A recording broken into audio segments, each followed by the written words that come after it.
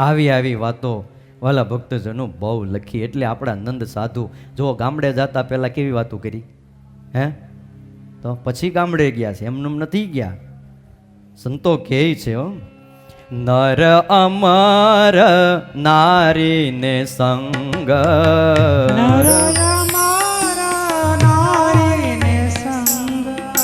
કોઈ રહ્યા નહીં શુદ્ધ અંગ,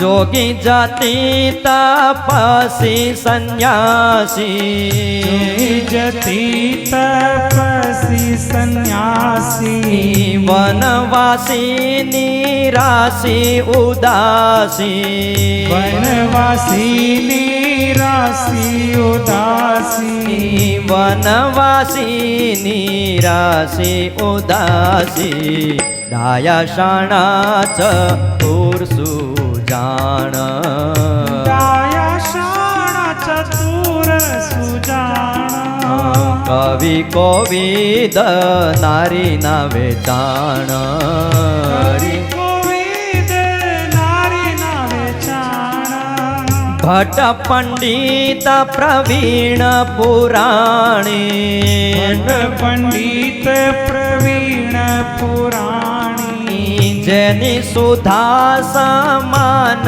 છે વાણી, જેની સુધા સમાન છે વાણી, જેની સુધા સમાન છે વાણી, ડાયા શાણા ચતુર સુજાણ, ડાયા શાણા ચતુર સુજાણ, કવિ કોવિદ નારી ના વેચાણ, કવિ કોવિદ નારી ના વેચાણ.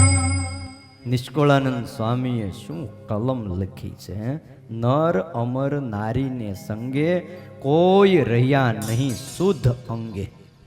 બોલો, કોઈ દેવતા બચ્યો નહીં, કોઈ નર બચ્યા નહીં, કોઈ શુદ્ધ રહી ન શીખ્યા.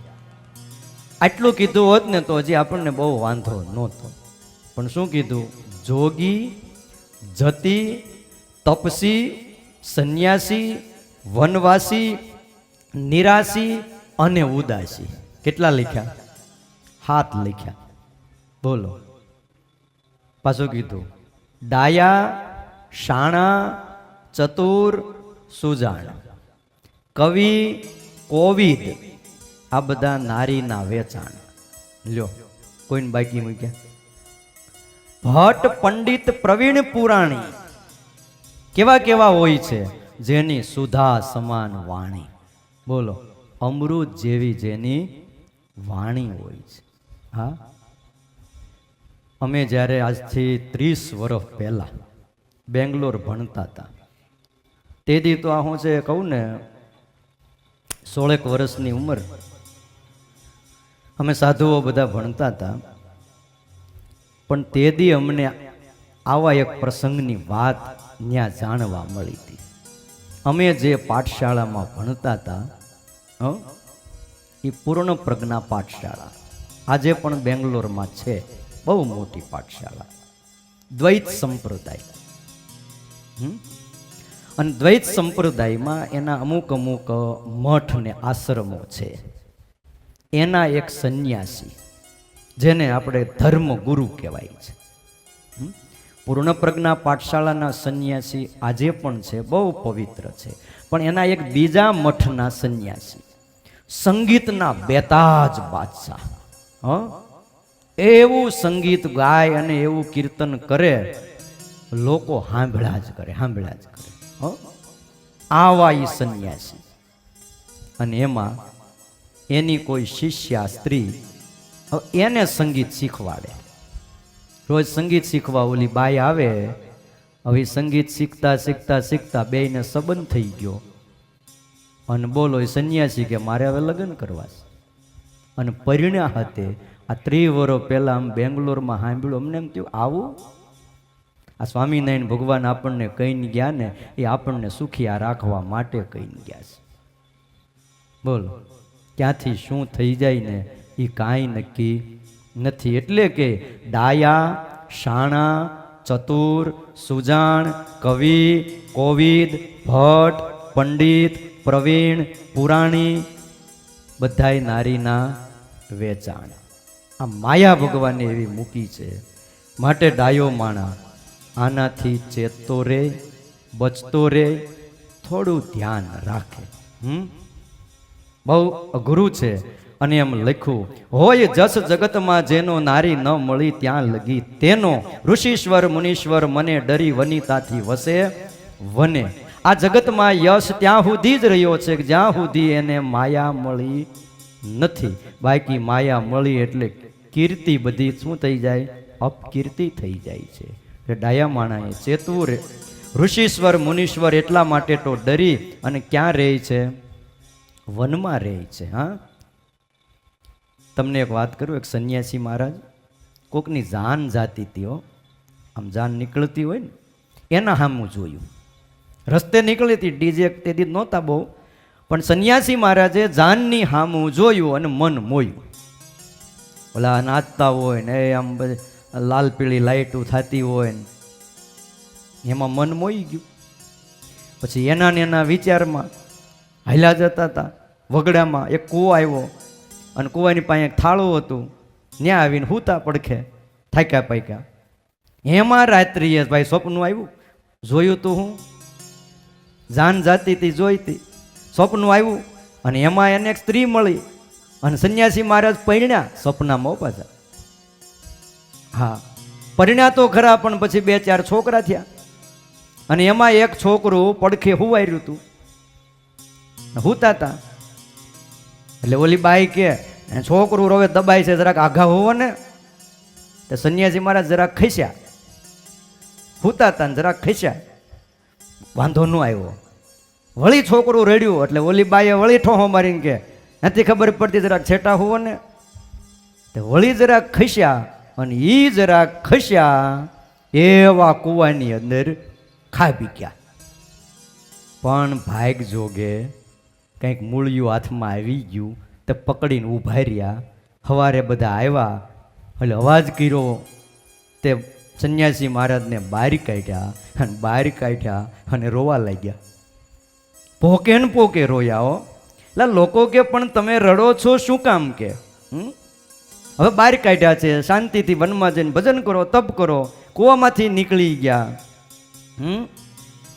ત્યારે કે છે મને મારું રોવું નથી આવતું, મને અભાગ્ય તમારું રોવું આવે છે. કે એટલે અમારું રોવું અમે બહાર કાઢ્યા ને અમારું રોવું આવે તો કે તો કેમ?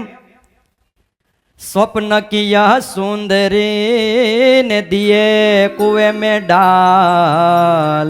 सन्यासी महाराज दोहो बोल्या.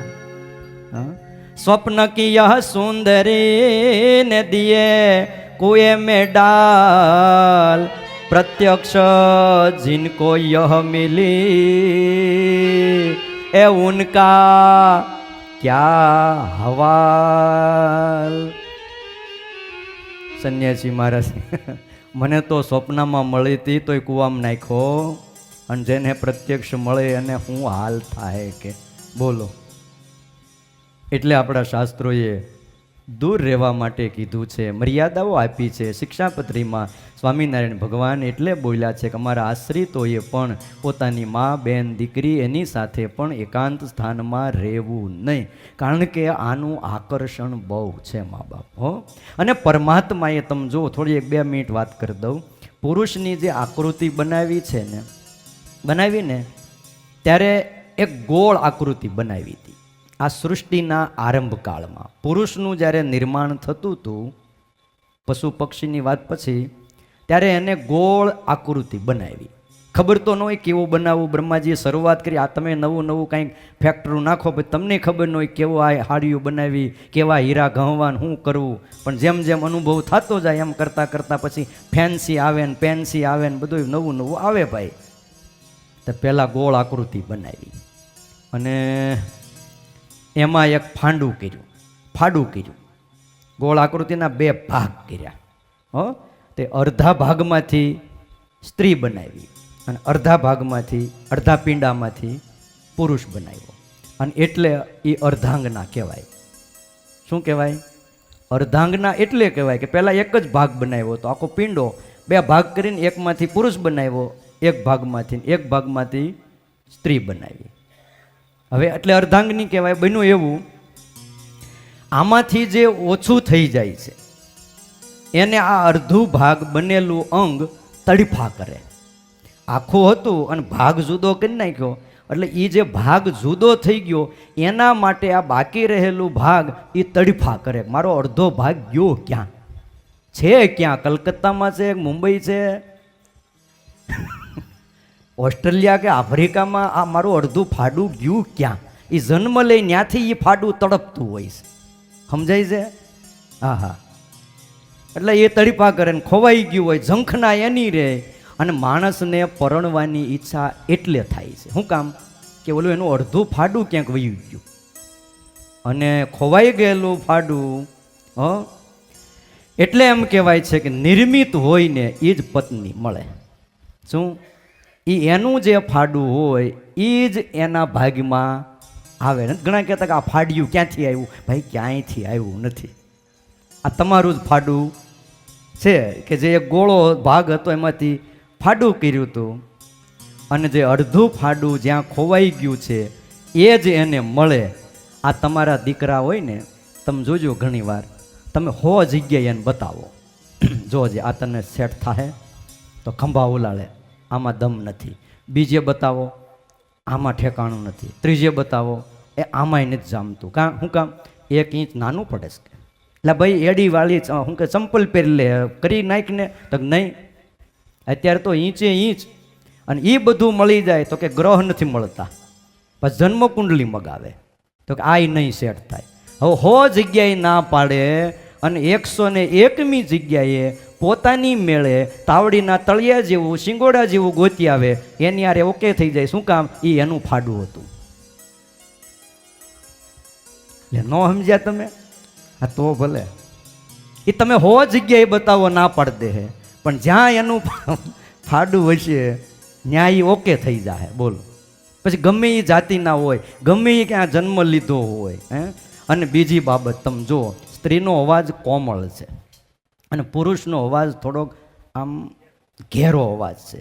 આપણે કર્કશ નહીં કહીએ, પણ એનો અવાજ ઘેરો છે અને બહેનોનો અવાજ કોમળ છે. અને બને એવું સ્ત્રીને પુરુષનો અવાજ ગમે અને પુરુષને સ્ત્રીનો અવાજ ગમે. આ કુદરતી છે. હા, તમે પૂછી જોજો પછી. હા. ત્રીજી બાબત તમે જુઓ, પશુઓ બધા ઋતુગામી છે. કેવા છે? ઋતુગામી છે એટલે નિયંત્રિત છે. પશુઓ જેટલા પણ પશુઓ છે એ બધા કુદરત પ્રમાણે હાલે. કુદરતે જે પ્રમાણે નક્કી કર્યું છે એ જ પ્રમાણે પશુઓ હાલે. પક્ષીઓ એનાથી વધારે કામુક છે, કારણ કે મનુષ્યો અનિયંત્રિત છે. અને એટલા માટે આજે સંશોધન કરનારા એમ કહે છે કે દર 3 મિનિટે એક અપકૃત્ય થાય છે. 3 મિનિટે.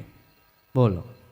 સંશોધન કરનારા કે ગમે ત્યાં દેશમાં કોઈ પણ સ્ત્રીને આજે પુરુષ 3 મિનિટે કલંકિત કરે છે. આવા કિસ્સાઓ આ ધરતી ઉપર બનતા રહે છે, અનિયંત્રિત છે.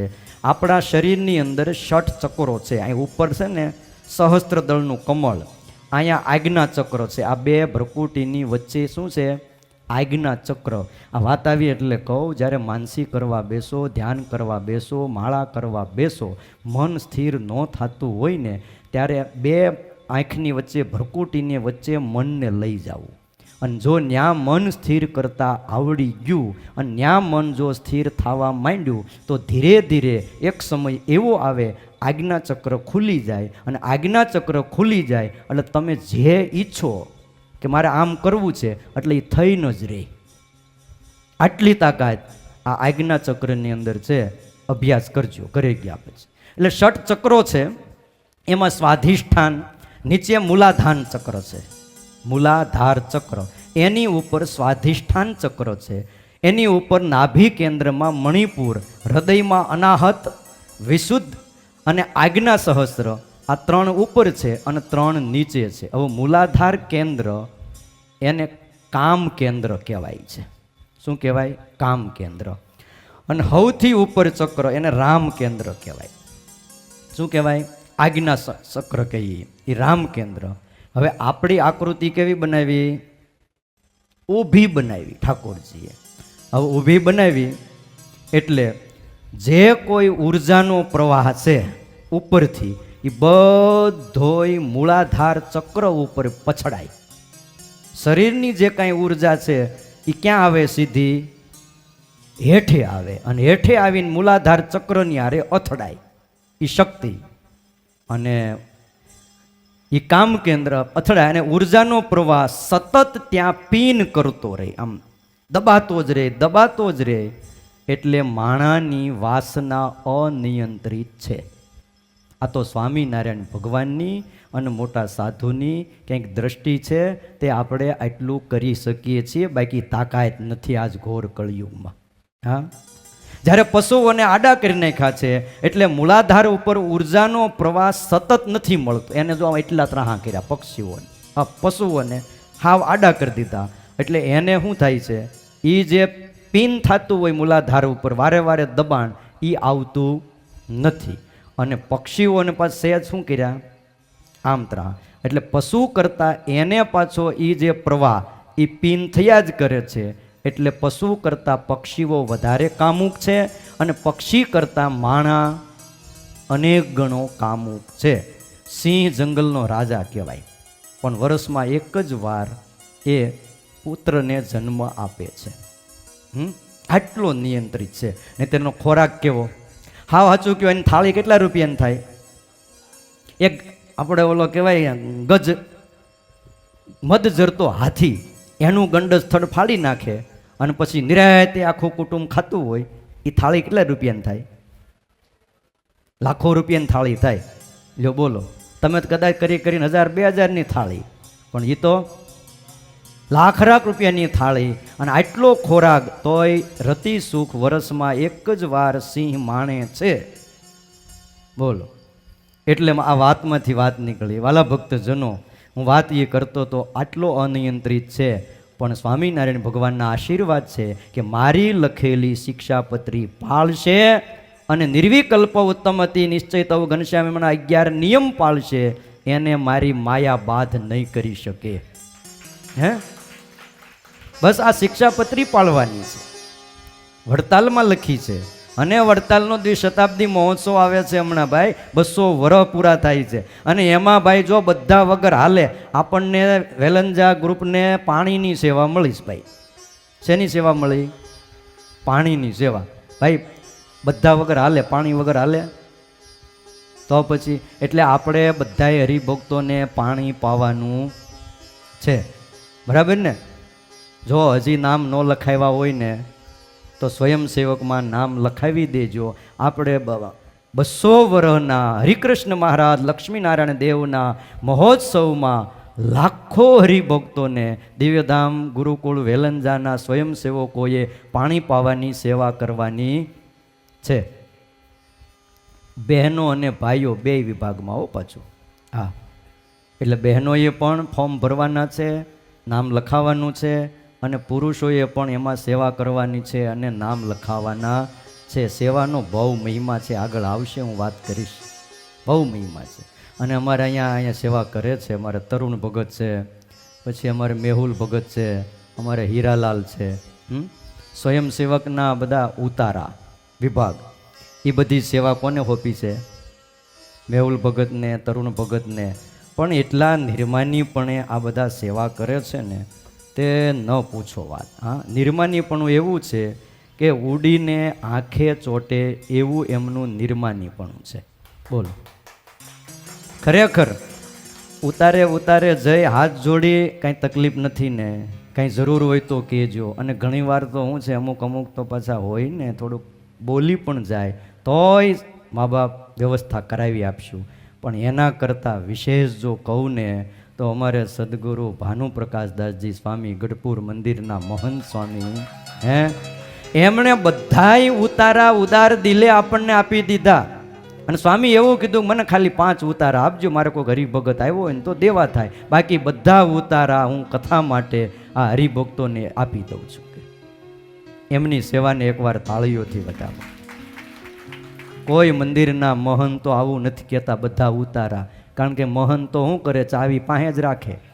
તમે જાઓ એટલે કે ઉતારા ફૂલ ઉતારા. હું રામપુરા મંદિરે હતો અહીંયા કોઠારી, હું એમ જ કહેતો ઉતારા નથી. હવે આ ખબર નહીં, અમારે તો એવો ચાલ પડી ગયો, એટલે અમારે તો આગળથી હાલ્યું આવતું હોય એટલે એમ જ રહેવું પડે ને. અને એવું છે મોટા મંદિરમાં અમુક ઉતારા રાખવા પડે, કારણ છે કોઈ ગમે ત્યારે કોઈક આવી ગયો હોય તો 5 ઉતારા જોઈએ. પણ ઉદાર દિલે જ્યારે ભાનુપ્રકાશદાસજી સ્વામીએ, હરજીવન સ્વામીએ આપણને ઉતારા આપ્યા, ખરેખર એમની ઉદારતા અને એમની ભાવના એને લાખો લાખો ધન્યવાદ છે. સ્વામીના ચરણોમાં આપણે વંદન કરીએ. આ બને નહીં. એમનું સારું સંત મંડળ, એમના સાધુ એ સંકીર્તન પ્રિયદર્શન સ્વામી બોલો સારું સભા સંચાલન કરે. આપણે હાથ દી કથામાં સભા સંચાલન કરવા માટે સ્વામી એમના સાધુ આપી દીધા, નકર આપણે એક સભા સંચાલક પાસ ગોતવા પડે. અને એટલું સરસ બેસ્ટ શોર્ટ એન્ડ સ્વીટ, સમયે સમયે પ્રસંગે પ્રસંગે. એટલે સ્વામીને પણ આપણે છેલ્લે હાર પહેરાવીને સ્વાગત કરવું છો. હા, તાળીઓથી એમને પણ વધાવો. અને બહુ સારી સ્વામી તો કથાએ કરે છો, મેં યુટ્યુબમાં જોઈ સ્વામી કથા. પ્રિયદર્શન સ્વામી આ વેદાંતાચાર્ય છે, લ્યો બોલો. હા, ભણવું એટલે બહુ કઠણ છે, એ તો અમને ખબર કેમ ભણ્યા. હાથ ઘર ફેરવા અમે તઈ આંખ ખુલ્લી. બોલો, પેલા વડતાલ ભણ્યા, સૌથી પહેલાં વલભીપુર. હા, 14 વર્ષની ઉંમરે સાધુ થયા હતા. પહેલો વલભીપુરમાં અમે સંતો 25 સંતો રહેતા ભણ્યા. ત્યાંથી વડતાલ, ત્યાંથી વડોદરા, ત્યાંથી મેલકોટ, ત્યાંથી બેંગ્લોર, થોડેક દી મદ્રાસ ગયા અને સુરત, કંડારી. બોલો, આટલા બધી ઘરે ફર્યા, પંડિત મળે નહીં. એટલે ભણવું બહુ તપશ્ચર્યા છે. આ તો આપણને મહિમા નથી. અને ભણેલા સાધુઓ જો સંપ્રદાયમાં ન હોય તો વિહારીલાલજી મહારાજે કીધું એ સંપ્રદાય ભફાક્યો સંપ્રદાય થઈ જાય. કેવો ભફાક્યો? ખાઈ પીને હોકા પીવો ને બીડીયું પીવો ને ચલમું પીવો ને વાહ વાહ જેવું. હા, કાંઈ ન થાય. ભણવું જોઈએ. મા બાપ મૂકીને આ બધા સાધુઓ ભણતા હોય છે, અને એમના ગુરુઓને લાખો લાખો ધન્યવાદ છે કે એમના ગુરુઓ એ સાધુઓને ભણાવે છે. તમને એમ થતું હશે ને કે ભણવું એટલે એમાં શું છે, પણ મા બાપ આ સંસ્કૃતનું ભણવામાં બહુ ખર્ચો થાય. બહુ એટલે બહુ. મેં 10-12 વર્ષ સુધી સંસ્કૃતનો અભ્યાસ કર્યો, તો નહીં ને એ વખતે 25 થી 30 લાખ રૂપિયા ખાલી ભણવાનો ખર્ચો ગુરુએ કર્યો હતો. કેટલો? હા, પંડિતોની ફી તો બહુ પગારો, અને કલાક ભણાવે. પાછું કલાકમાં એવું, પાછું પંડિતના ઘરે જવાનું, હાલીને જવાનું 3 કિલોમીટર. બેંગ્લોરની બજારમાં અમે હાલીને ગિરિરાજનગરમાં પંડિત પાસે પાઠ લેવા જતા. અને પાઠ લેવા એવા 2-3 જગ્યાએ 3-3 કિલોમીટર હાલીને જવાનું, હાલીને આવવાનું, પુસ્તક હાથમાં રાખવાનું, વાંચતા જવાનું અને હાલ્યા જવાનું. બોલો. અને ત્યાં જઈને તો મહિનામાં 4-5 વાર અમને એક શબ્દ સાંભળવા મળતો, અદ્ય મેં શિરો વેદના. પંડિત આટલું બોલે, સમજ્યા આમાં કાંઈ? અદ્ય મેં શિરો વેદના, આજ મારું માથું દુખે છે, પાઠ નહીં હાલે.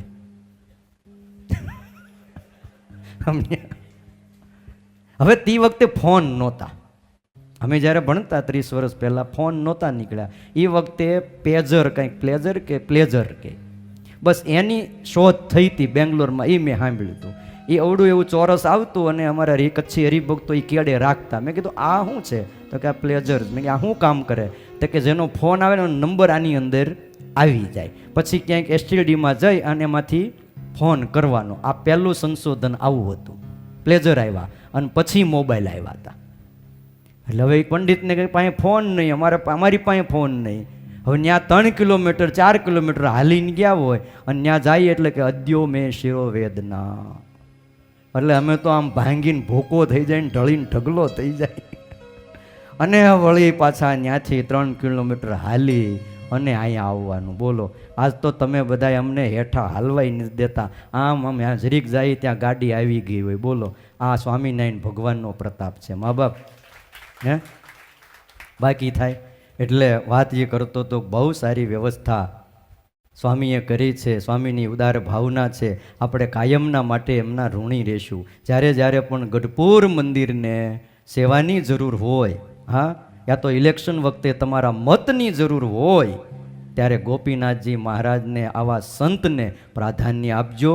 એટલી વ્યાસપીઠ તરફથી તમને બધાને હું કહું છું, વિનંતી કહો તો વિનંતી. કારણ કે ભાનુપ્રકાશ સ્વામીએ, હું તો સ્વામીને 30 વર્ષથી અમે ઓળખીશ, હં, વર્ષોથી. આજથી 30 વર્ષ પહેલાં પણ આ મંદિરના મહંત ભાનુપ્રકાશ દાસજી સ્વામી હતા અને આજે પણ એ છે. અને એમના ગુરુ શું નામ? નારાયણ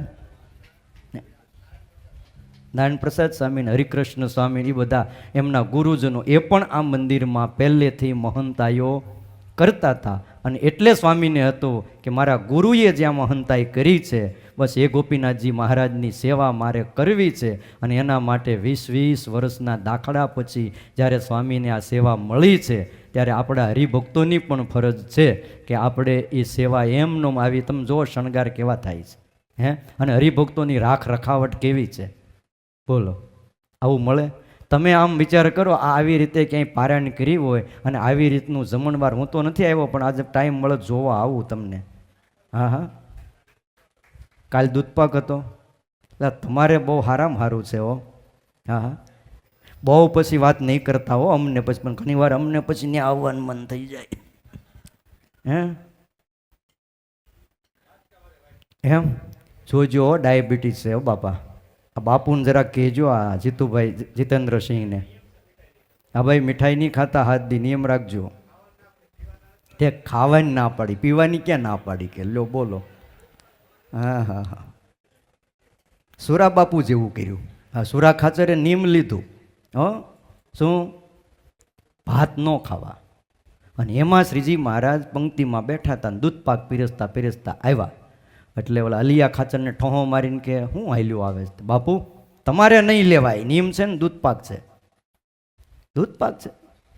ના ના, આપણે છે ને ઘઉંનું નિયમ, ચોખાનું નહીં. હા હા, ચોખાનું નહીં, આપણે ઘઉંનું નિયમ. પણ બાપુ ક્યારે નિયમ લીધું? બસ આપણે નક્કી કર્યું ઘઉં નહીં ખાવાના, ચોખામાં બાદ નહીં. દૂધપાક લીધો, થોડાક દી થયા ને ચૂરમાન લાડવા હાલ્યા આવે.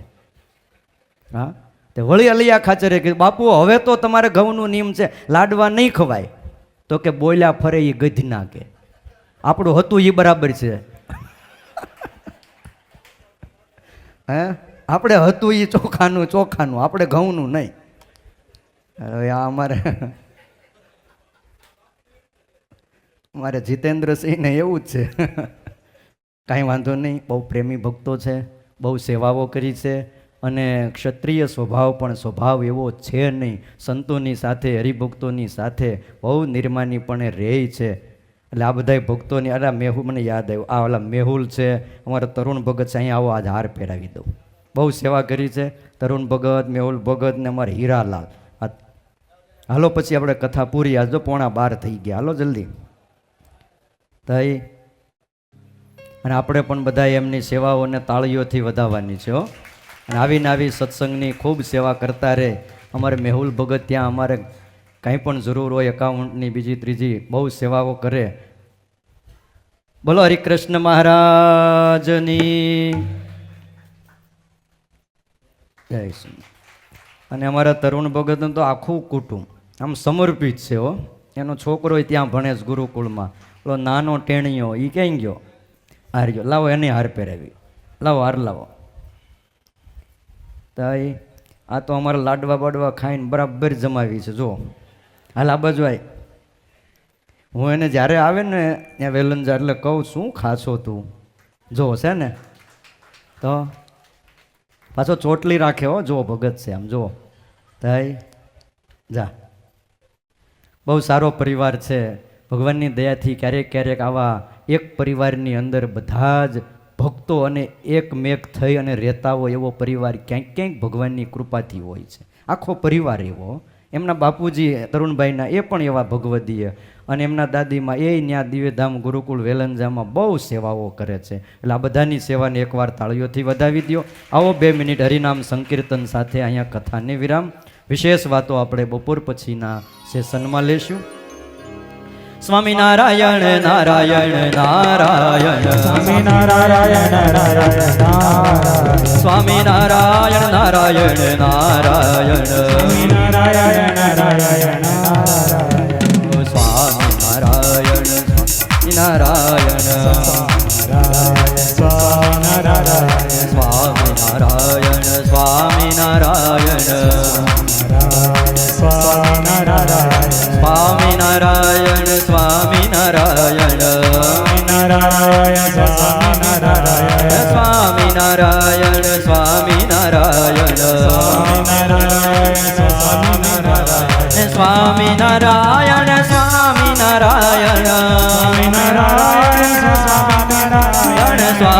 સ્વામિનારાયણ સ્વામિનારાયણ સ્વામિનારાયણ સ્વામિનારાયણ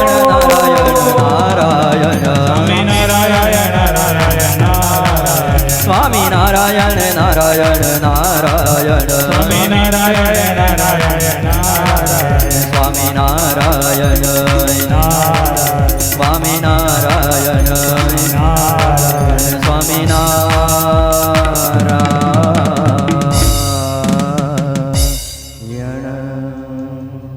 બોલો હરિકૃષ્ણ મહારાજની, સ્વામિનારાયણ ભગવાનની, ગોપીનાથજી મહારાજની જય. તાલીઓના નાદથી પરમ પૂજ્ય વક્તા મહોદય શ્રી એમની સુંદર દિવ્ય ગાથા એમને આપણે વધાવીએ. ભાગવતજીના પ્રસંગના માધ્યમથી હોય કે ભગવાને જે આપણને ઉપદેશ આપ્યા એના માધ્યમથી આપણને સૌને, મેં સવારે પણ કહ્યું હતું કે જે ઠાકોરજી લીલાઓ કરતા હોય, જે ઋષિમુનિઓની કથાઓ આવતી હોય, જે દેવી દેવતાઓની કથાઓ આવતી હોય, એ બધી કથાઓ આપણને બોધ થાય, આપણા જીવનની અંદર કંઈક પરિવર્તન આવે. અને 7 દિવસ સુધી કથા સાંભળી હોય ને એમાંથી એકાદ ચરિત્ર તો આપણું આવે જ, કે એ ચરિત્ર આપણા જીવનમાં ક્યાંક ને ક્યાંક તમને હોય કે અમને હોય, ક્યાંક ને ક્યાંક લાગતું જ હોય. એ જો આપણું ચરિત્ર માની અને એમ માની આ તો એની કથા હતી, આમાં તો આપણું ક્યાં કંઈ છે, જો એવું માનશો તો ગમે તેટલી કથા સાંભળીએ તો કંઈ ફેર ન પડે. પણ આ આપણી કથા છે, આપણે આમાં સુધારો કરવો જોઈએ એવી વિચારશૈલી રાખી અને જો ભગવાનની કથા સાંભળીએ તો ઠાકોરજી વિશેષ આપણી પર રાજી થાય. ઘણા બધા અહીંયા મહેમાનો આવ્યા છે, એમને અહીંયા આશીર્વાદ અપાવવા હોય ત્યારે આ મહોત્સવની અંદર જેઓના તરફથી 5,000 રૂપિયાની સેવા આવે છે એવા પરમભક્ત શ્રી રાજેશભાઈ રાબડિયા સાયણવાડા, એકવાર તાલીઓના નાદથી એમની સેવાને વધાવીએ વિનંતી કરીશ.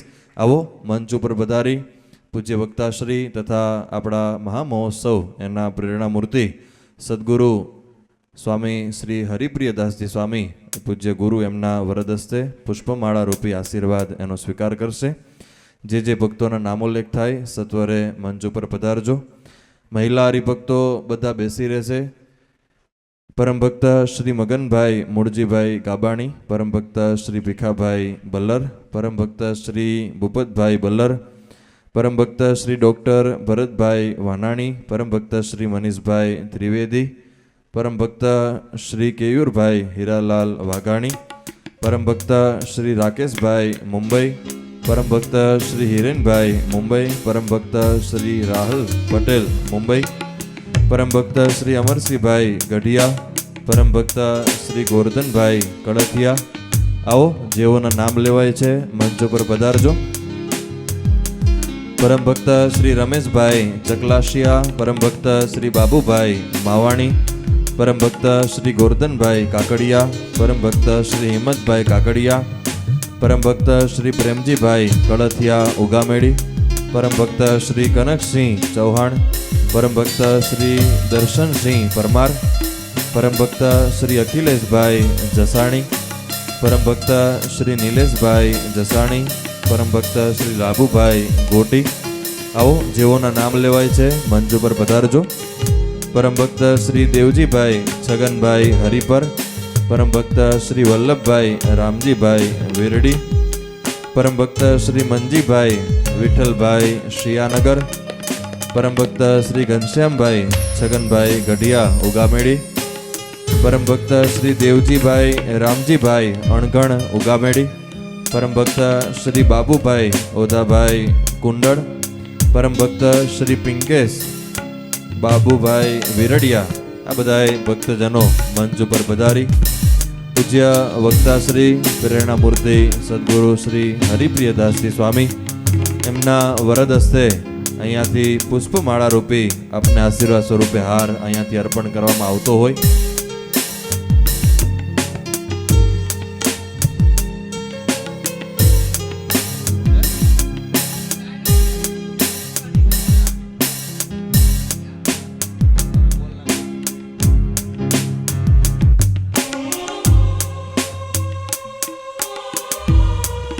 હરિભક્તોના અહીંયાથી એમને આશીર્વાદ સ્વરૂપે હાર પહેરાવી એમને આશીર્વાદ અહીંયાથી અપાતા હોય. એકવાર તમામ આ માનવંતા મહેમાનો હરિભક્તોને આપણે જોરદાર તાલીઓના નાદથી વધાવીએ.